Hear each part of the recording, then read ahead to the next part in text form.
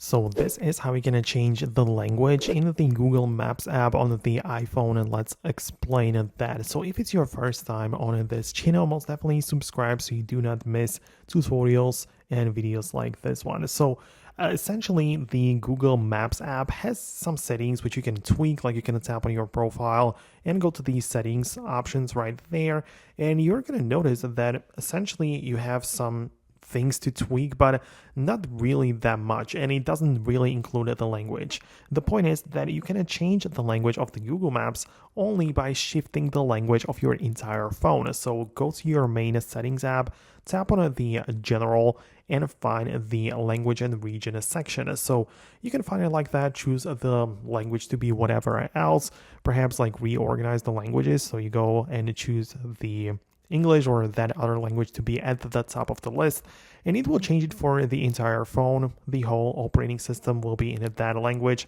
And the same thing goes for the Google Maps, where you then get inside and all of the descriptions, all of your settings and everything in here will be in that language. So it just adopts the language of the iPhone generally. So that's how it works. Most definitely let me know about that below in the comments if that's what you wanted to achieve.